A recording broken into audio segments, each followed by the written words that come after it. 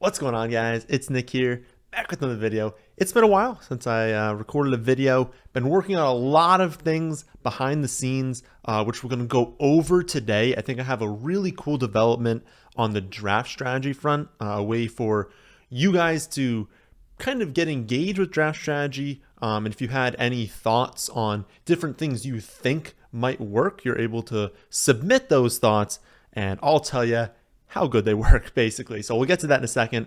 But I basically wanted to just go over some things I've been working on this past month, and then we'll go over this build, which I hate. I mean, it's not a bad team, and I think it can do well, but it has no shot of like winning a tournament. So we'll kind of go over the mistakes that I made in this build. I think I like the players overall. The build I'm not like overly impressed with. So we'll go over that in a second. So number one, going over the updates. The Discord, completely free. That's active. I think I talked about that in the last video. You can click the link in the description. Again, 100% free. There are hidden channels that you unlock if you get all in on the website. But if you don't care about any of that, you just want to be in the Discord, again, 100% free. Link in the description. After that, update on the rankings. Risk ratings are up. I guess you can unhide risk ratings. I just put risk rank because it's much easier to look at. Be like, oh, he's the third safest running back, things like that. But those are up on the site for all players, so you can check that out. They're attached as a column on the rankings. Also on the rankings, I have auction prices. So depending on the format you're in, half PPR, standard, full PPR, super flex, all that sort of stuff, it has the price that my model suggests you should pay for that player, given how I expect them to perform. So that's on there as a column.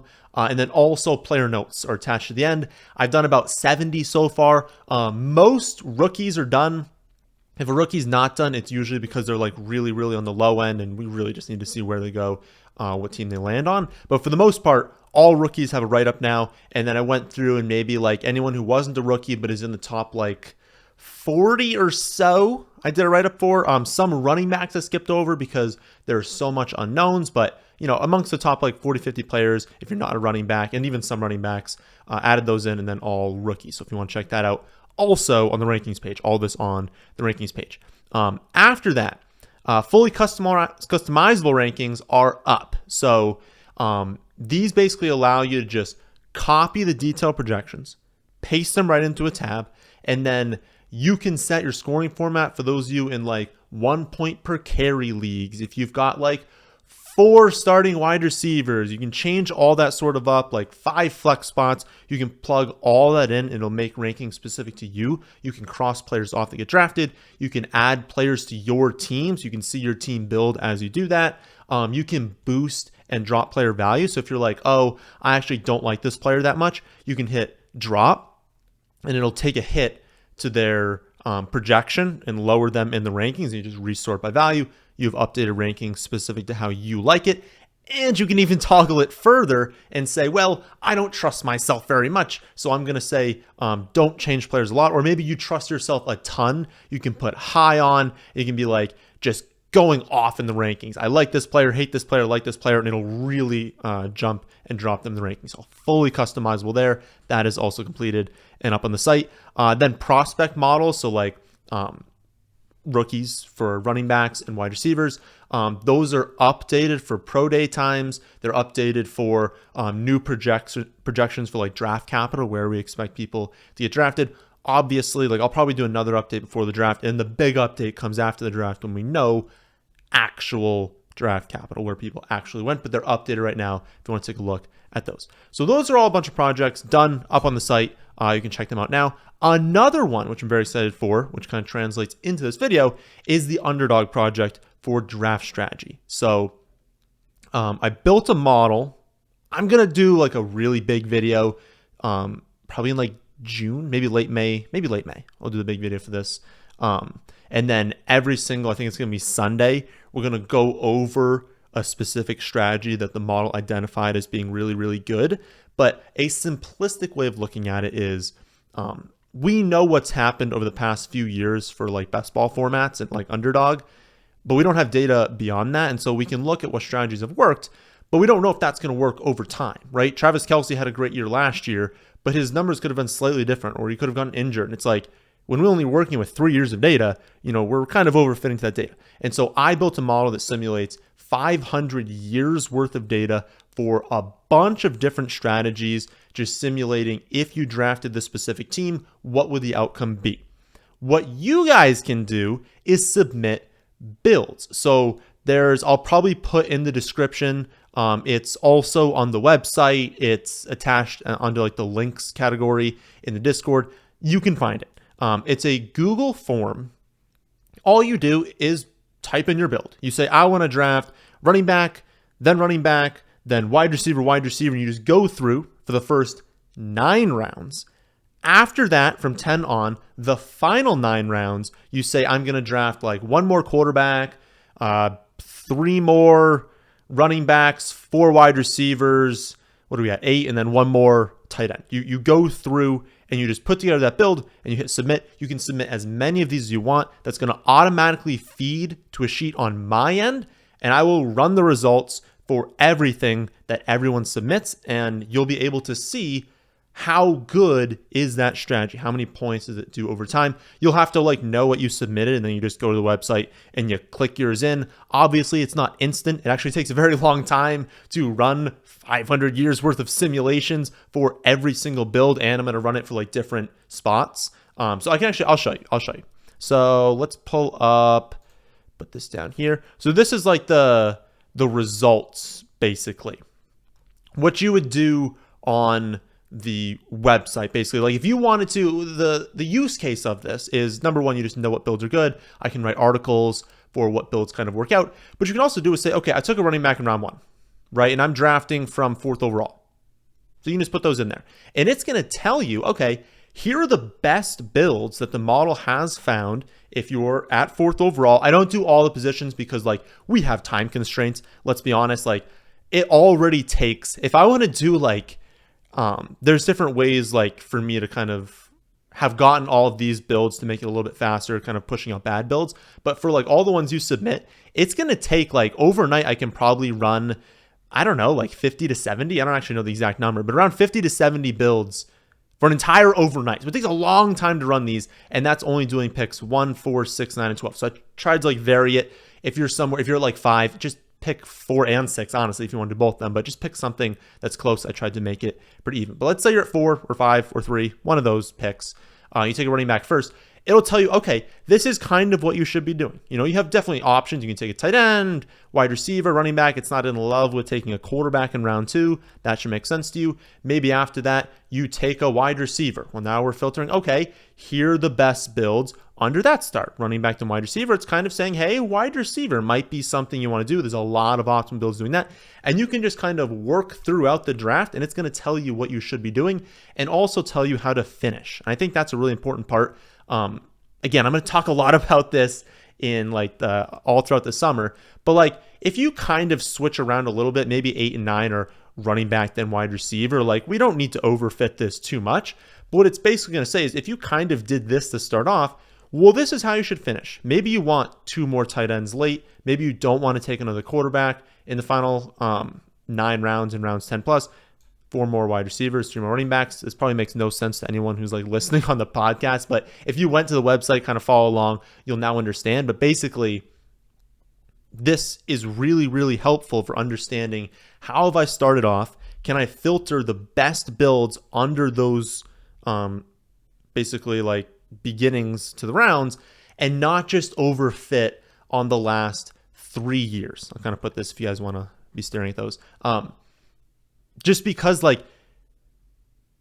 there's so little data over the last 3 seasons. I mean, how many running backs in the first 3 rounds? What, 15? So we're going to do a strategy based on 15 total outcomes. I mean, 1 or 2 injury can completely change what's worked out in the past few seasons. And so I wanted to make much better simulations. I think this is the best that is out there in the industry. No one else has done simulations like this. And I already have up, so if you went to Underdog or if you went to draft content, you can do either one, an explanation of how I made the simulations. These are the results. And then I'm just going to post a bunch of articles. And basically what we're going to do over the summer is every week we're going to take a look at some of these articles, take a look at these strategies, talk about why do they work, how can we best implement them? What are some players we can go after under these strategies? And if we're just constantly building these optimal teams, we're going to have a much better chance at finishing high in these tournaments than a lot of other teams. So again, if you want to submit builds, I went through last night and I was like, okay, let's try and find a one quarterback. Like, is there a combination where I can draft one quarterback in round like 3, 4, 5 and really like put together the team that it benefits other areas? Can that be optimal? It turns out the answer was no. I think the best one I got was around 1605, something like that. But I think there was one that had like one total tight end that worked out actually really well, even though the tight end was taking a 0 in a week. And you only have one in best ball, you're going to have, some not so good weeks. So if you have anything you want to submit as many of them as you want through the form as many times as you want. I will simulate the results, and then you can check on this page on the website and see which ones are optimal. So I think that's a really, really fun project that I did. I'm very excited with how it came out. And I think it's engaging for you guys because it's just fun to sit there and be like, okay, like what if I started off 3 running backs? Well, how can I finish this draft and have that work out? And is this even a good strategy at all? So we'll look at one build that I did not build this team. I think this may have actually been before I even completed the project, but I didn't look at how this build kind of works out. But let's talk about the build that I have on the screen in front of us right now. So I think the start is fine. Christian McCaffrey, Derrick Henry. I didn't even actually, I don't know, I had to do a double take. Derrick Henry's ADP is 27, so maybe I probably shouldn't have taken him at 20. I just didn't realize it at the time when I was drafting. But I don't know, like, in my eyes, so basically, okay, here's an overarching draft strategy in early of the season before the draft. Running backs get kicked way back. That's simply because there are, 20 to 25 running backs that are going to get drafted. That is a lot of teams where it looks great right now, but then someone gets drafted and you're like, oh, I don't love that backfield as much. You can't say that about quarterback. These quarterbacks are not like Josh Allen. There's not going to be a quarterback that gets drafted and we're like, oh no, Josh Allen's getting replaced. Like, obviously that's not going to happen. So quarterbacks are fine. High-end tight ends, probably fine. I mean, especially rookie tight ends, they don't do much anyways. Tight ends aren't going to be impacted. High-end wide receivers, well, they're probably not going to be impacted either. Maybe some of these players will have like a higher-end wide receiver get drafted, but let's be honest, there's not that many like super high-end wide receiver prospects in this draft class where we're like, oh no, like, I don't know, Hyatt got drafted to a team. Hyatt got drafted to the Chargers. Now I can't draft Keenan Allen. Like, no, that really doesn't impact his value all that much. But, if we've got Dalvin Cook going in round 5, well, what if Dalvin Cook gets cut because they owe a ton of money, or Dalvin Cook, like maybe they draft another running back in that roster and now it's kind of gross over there. Like, there's so many different things that can happen to a ton of players. Like, if we went through, we still don't know the situation for Derrick Henry. We don't know where Bijan's getting drafted. Breece Hall, there's been rumblings they could draft a running back. We don't know Pollard. We don't know if they're going to draft a running back there. Stevenson, the Patriots could certainly draft a running back. We've got Dameon Pierce, Algier, Jonathan Williams. We have no idea when he's going to be back and healthy. So it's like you can go through, and so many of these running backs have problems that right now a lot of teams are choosing to do what like Yield Fates did here. Brown, Garrett Wilson, Hopkins, London. Just draft wide receivers, draft quarterbacks, draft tight ends, because we don't really know what running back position, and there's probably going to be some running backs going late right now that'll overperform. So that's kind of what I've been doing in general. But I know McCaffrey's going to be awesome. Getting him at 5, I'm totally fine with. I know Derrick Henry, no matter where he ends up, if it's not on the Titans, no matter what the Titans do, he's Derrick Henry. He's still going to be really good. I just thought that was a really good start to the draft. And then I was like, I'm just going to kind of abandon running back after that. So I take McCaffrey and Henry. After that, I take Mahomes. And I think that's a totally fine pick. The model is definitely saying that 3 is when you can start doing quarterback. It really likes 2 mid-round quarterbacks. So I do in this one take Mahomes, and I take Trevor Lawrence in the 6th round. My problem is, and I think I looked through it quickly, I don't think I stacked either of them, which is a huge no-no. You have to be stacking. Maybe if you're in like a private draft, so like when I do the drafts with you guys amongst just us 12 teams, you don't technically have to. It's definitely better to capture those spikes, but you don't technically have to. You can win without doing that. This, I'm like 98% confident. This was a tournament, and so you have to. Like, you're not going to win the tournament not stacking a quarterback. And especially for me, I drafted Patrick Mahomes. I had so many opportunities to draft a Kansas City wide receiver. Now, how I kind of made up for that was like, okay, I think it's possible Kansas City does draft a wide receiver. And so I took like Hyatt Lee, I took Josh Downs, I took Rashee Rice, A.T. Perry, Trey Palmer. I was just like, you know what? I screwed up. There are none left that I like. Let's just draft a bunch of rookies. And I think the rookies are undervalued right now for some of these wide receivers. Let's just draft a bunch of those. Maybe one of them lands on KC and I have my stack that way. So that was kind of thought process. But yeah, I should have drafted like just some stacks with these players. So again, I go McCaffrey, Derrick Henry, Mahomes in round 3, Trevor Lawrence in round 6. In round 4, I drafted Mark Andrews. His ADP has cratered. I think he's going now at like 42, 43rd overall. Like, that's absurd to me. I know that Baltimore's probably going to draft a wide receiver. I know that Lamar might not even be their quarterback and there's risks there. But like, we understand that if Lamar stays, Mark Andrews is a second round pick. And so getting him in round 4, when I actually think the most likely outcome is that he does stay, it just makes sense for me to do. I have a team that I drafted yesterday, or actually it's like happening right now. So I was drafting it yesterday, but it's a slow draft.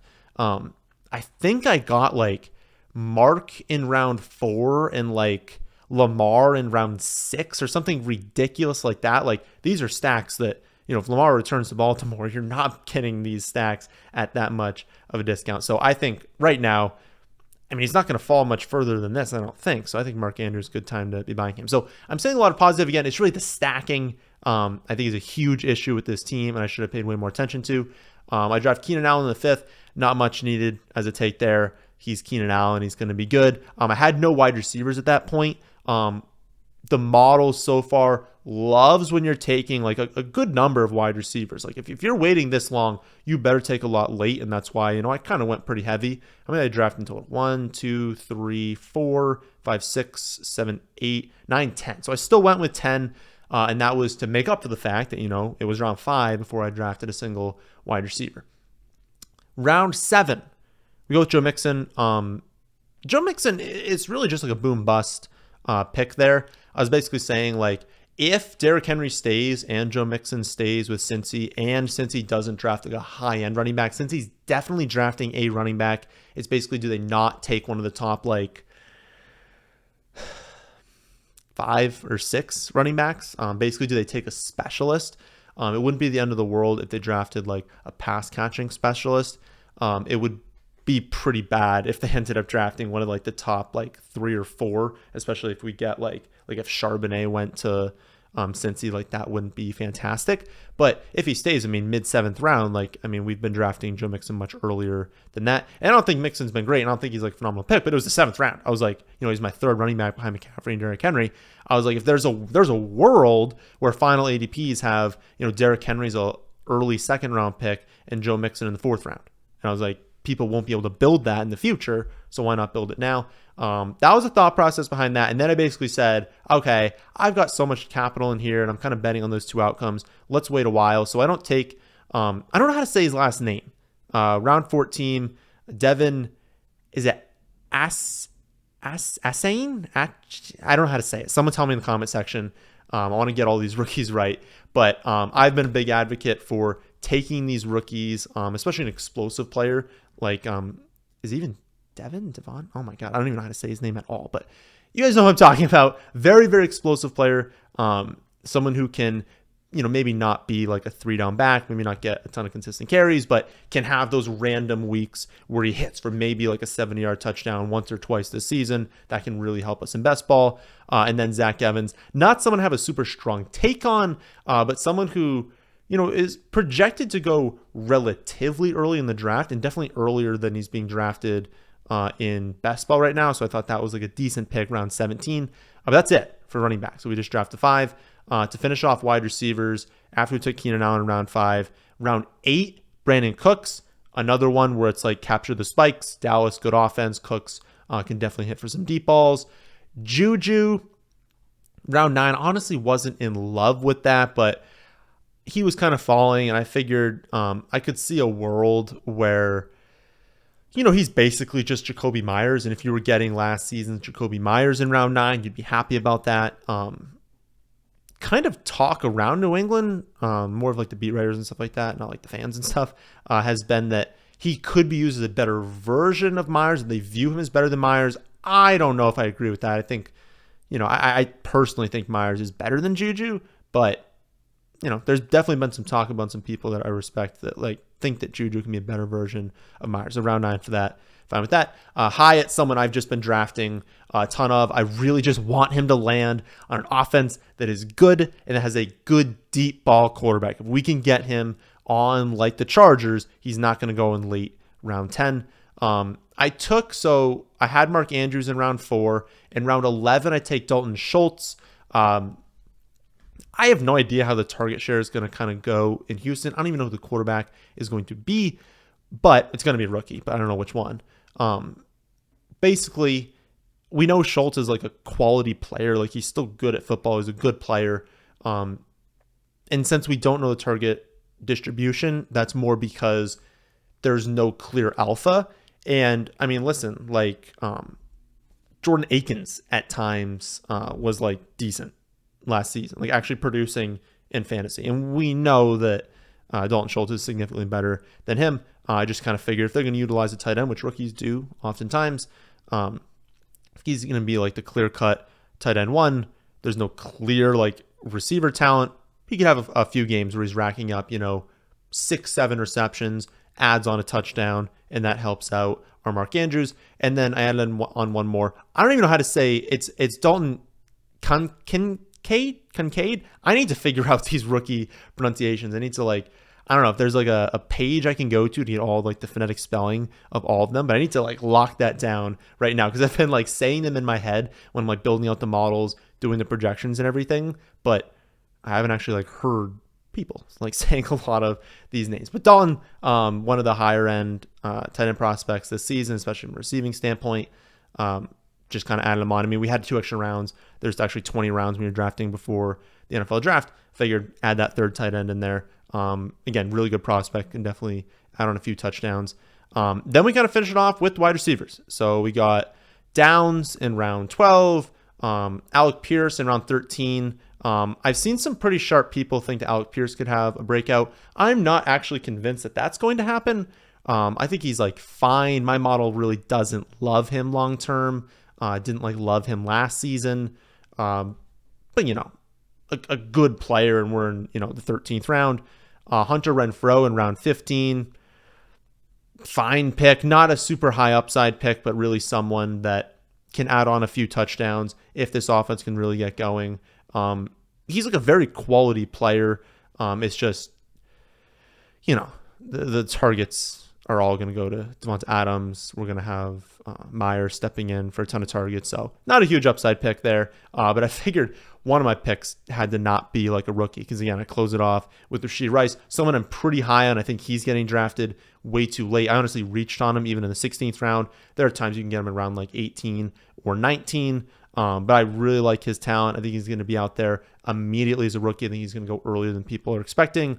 Kind of the same thing for A.T. Perry. I really like him. Him and Rice are two that, if you're drafting late in best ball right now, really in any format, those are two I'm really, really liking. And then Trey Palmer, basically like a discount version of Hyatt. So that's the team. Again, I don't love it. I don't think it's a fantastic team. But we drafted the 10 wide receivers. We tried to get some high upside mixed with some floor plays, just like a kind of good mix of some players I think can break out, but if they don't, some players that we know are at least pretty solid. We went a little bit risky with the running backs in this one. McCaffrey's not risky, but going with Derrick Henry and Mixon, it was just the stacking that just killed us. If you're taking an early quarterback like I did, you have to stack it. Like, I had opportunities to do that, and I didn't take advantage. That's on me. But I'll try and do that more going forward. So, again, remember all of the updates on the website, mostly to the rankings. But then again, I think it's super cool, this draft strategy project. So if you want to submit builds, try and find something. I'm looking for a really cool build for one tight end. So if someone can find me a good one tight end build where you're taking a tight end in the first, second, third round, something, and then you don't draft another one for the rest of the draft, I'm looking for a really cool one. I'll probably write up an article on that. So if you can submit a good build on that, I would appreciate that. But try different things out. Try 4 wide receivers to start, 4 running backs to start off. Try 3 mid-round quarterbacks. Try everything, and let's try and figure out what the optimal strategies are. So, thanks everyone for watching. That's the end of this one. Hope you all enjoyed. If you did, make sure to like the video, subscribe to the channel if you're new here, and thanks for watching.